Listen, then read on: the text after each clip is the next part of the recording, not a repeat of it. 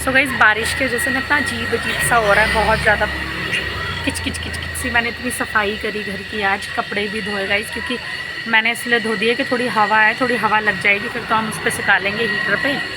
तो गाइस डाल दिए हैं कपड़े मैंने यहाँ पे, और गाइस कुछ कपड़े इस पर डाल दिए रैक पे। तो अभी बच्चे आएंगे तो ये रैक उठा के यहाँ रख दूँगी।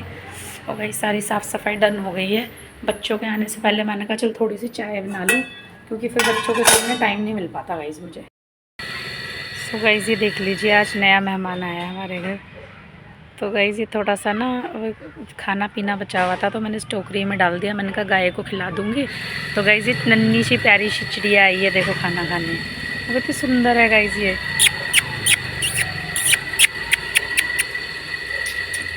देखिए गाइस,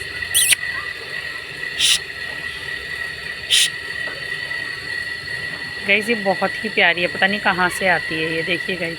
तो गाइस जब इस तरीके की चिड़िया और छोटी छोटी सी ये दिखती हैं तो बहुत ही अच्छा लगता है, देखने में सुकून सा मिलता है गाइस।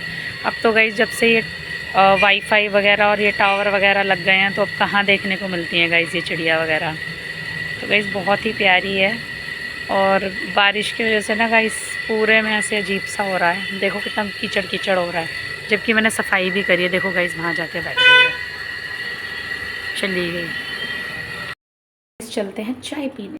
सो गाइस फ्री हो गए हैं काम वाम करके, थोड़ा सा बैठ गई थी मैंने कहा कि चलो थोड़ा सा ठाकुर जी की थोड़ी सी स्टोरियाँ जो हैं स्टोरीज पढ़ लिया जाए। तो गाइस मैंने आज एक स्टोरी पढ़ी, मुझे बहुत ही अच्छी लगी, सोचा आपके साथ शेयर करूं। तो गाइस ये बहुत ही इंटरेस्टिंग स्टोरी है वृंदावन की। वृंदावन में एक गुरुकुल हुआ करता था गाइस। वहाँ पर बहुत सारे जो हैं छात्र रहते थे गुरुजी के साथ अपने। गुरुजी बहुत अच्छे थे, सबको बहुत अच्छे से रखते थे गाइस। गाइस बहुत सारे स्टूडेंट रहते थे वहाँ पे गुरुजी के साथ। तो गाइस डेली गुरुजी जो है, ठाकुर जी वृंदावन में है तो भाई ठाकुर जी के तो भाई स्टोरीज डेफिनेटली वो सुनाएंगे अपने स्टूडेंट्स को। तो गाइस डेली गुरुजी एक एक एक एक स्टोरी जो है अपने स्टूडेंट्स को सुनाया करते थे। तो गाइस इन सारे जो स्टूडेंट्स थे बहुत ही इंटरेस्ट लेके सुना करते थे। सो गाइस उसमें से एक छात्र था गुरुकुल का, बहुत ही सीधा था। तो उसको सब भोंदू भोंदू बोलते थे क्योंकि वो बहुत सीधा था इसलिए। तो गाइस सब लोग उसे बोलते थे अरे ये तो ऐसे ही है सीधा सा, और इसे तो अकल ही नहीं है किसी चीज़ की। तो गाइस क्या होता था कि वो ना गुरुकुल से था लेकिन वो गाय चराने जाया करता था। तो जो उनके जो गुरुजी हैं उन्हें एक बार गुरुजी ने बताया, उसी भोंदू के गुरुजी ने भोंदू को और सारे स्टूडेंट्स को, कि कोई भांडेर वन है वृंदावन में। तो डेली ठाकुर जी भी वहाँ पे अपनी गाय चराने के लिए आते हैं। तो जो भोंदू था उसके दिमाग में वही बात बैठ गई कि ठाकुर जी डेली आते हैं वहाँ गाय चराने। तो उसने क्या किया गाइस, अपनी गाय भी वो लेके वहाँ पे चराने चले गया। अब वो डेली वहाँ जाता, डेली याद करता कि ठाकुर जी दिख जाए मुझे, ठाकुर जी कैसे हैं, वो भी यहाँ पर आते हैं अपनी गाय लेके। तो मैं बहुत मतलब एक्साइटेड था वो देखने के लिए, बहुत दिल से सच्चे मन से याद करता था वो वहाँ पे ठाकुर जी को गाइस। तो गाइस एक दिन क्या होता है, वो अपनी गाय लेके गया होता है और अचानक से वो गायों के बीच में ठाकुर जी को देख लेता है। और वो गाइस जैसे जैसे उनके गुरुजी ने वर्णन किया था ठाकुर जी का, सेम वो वैसे ही होते हैं। तो वो समझ जाता है कि ये ठाकुर जी हैं। तो वो उनके पास जाता है, कहता है ठाकुर जी को प्रणाम करता है और बहुत ही खुश होता है, कहता है ठाकुर जी जैसे जैसे मेरे गुरुजी ने बताया आप बिल्कुल वैसे ही हैं, बिल्कुल वैसे ही हैं। तो वो बोलते हैं अच्छा। तो फिर वो बोलता है अच्छा बता क्या लाया है मेरे लिए। तो जो भोंदू होता है वो 2 रोटी और वो अचार लेके गया होता है। तो वो कहता है मैं तो यही लाया हूँ, ये खा लीजिए आप। तो वो खाते हैं बड़े शौक से अचार और रोटी। उसके बाद उसके साथ खूब बातें करते हैं, गाय चराते हैं। फिर जब शाम हो जाती है तो वो अपने चले जाते हैं, ये भोंदू अपने गुरुकुल में आ जाता है।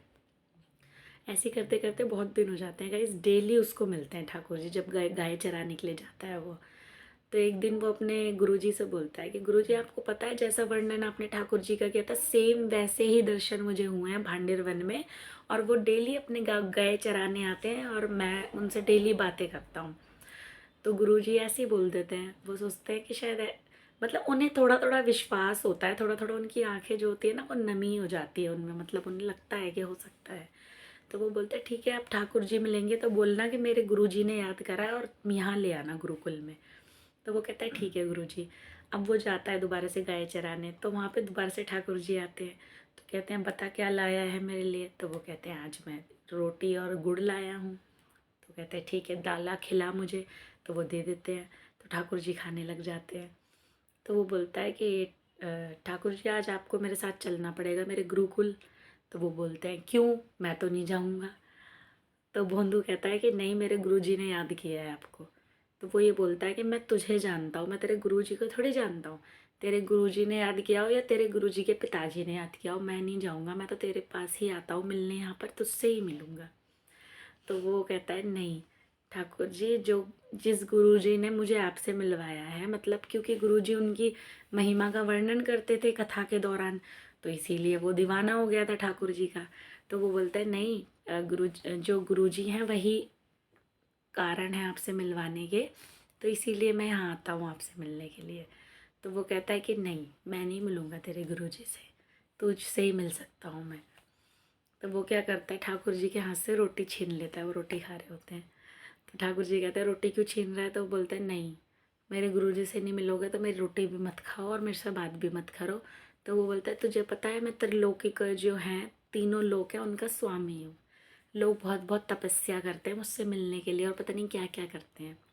तो वो कहता है मुझे, तो वो भोंदू कहता है मुझे कुछ नहीं पता, मुझे तो बस ये पता है कि जो गुरुजी ने वर्णन किया था मैं उनका भक्त बन गया हूँ, और जिन्होंने यहाँ तक मुझे भेजा है आप उनसे नहीं मिलोगे तो मैं आपसे बात नहीं करूँगा। ठीक है आज से मैं नहीं आऊँगा अब यहाँ पे, भोंदू बोलता है ठाकुर जी से। तो ठाकुर जी बहुत हैरान हो जाते हैं, कहते हैं कि देखो मेरा इतना प्यारा भक्त है, ये मुझसे गुस्सा हो रहा है।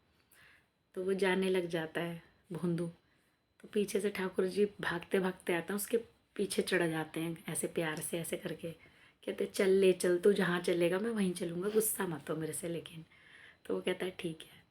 तो जब वो वहाँ पहुँचते हैं गुरुकुल, तो गुरुजी सामने बैठे होते हैं उनके भोंदू के।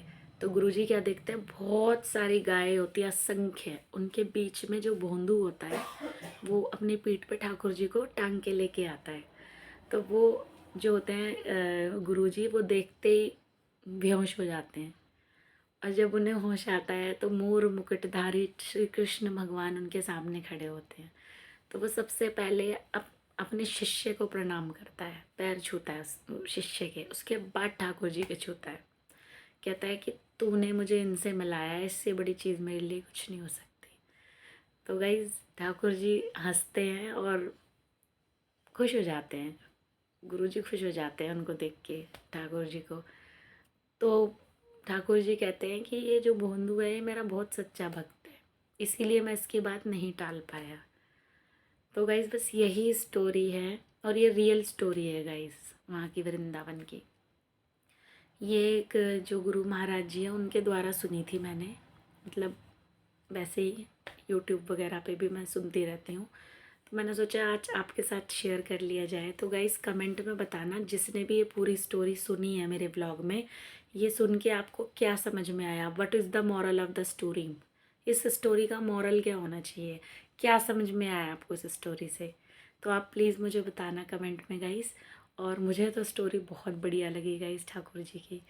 तो बस ठाकुर जी अब वृंदावन बुला ले, बहुत दिन हो गए हैं गाइज़ वृंदावन गए हुए। ऊपर से ये थोड़ा सा मौसम ठीक हो जाए, और अब तो फाइनल एग्ज़ाम भी बच्चों के आने वाले हैं, तो पता नहीं कभी बुलावा आएगा ठाकुर जी का, लाडली का। तो गाइज़ देखते हैं जल्दी जल्दी से, आप भी प्रेयर करिएगा मेरे लिए कि बुलावा आ जाए वृंदावन से बरसाने से। तो गाइज़ मज़ा ही आएगा। सो गाइज़ इसी के साथ व्लॉग को एंड करते हैं। होप दैट आज का व्लॉग आपको पसंद आया तो लाइक सब्सक्राइब एंड शेयर जरूर कीजिएगा। इस राधे राधे, जय माता दी।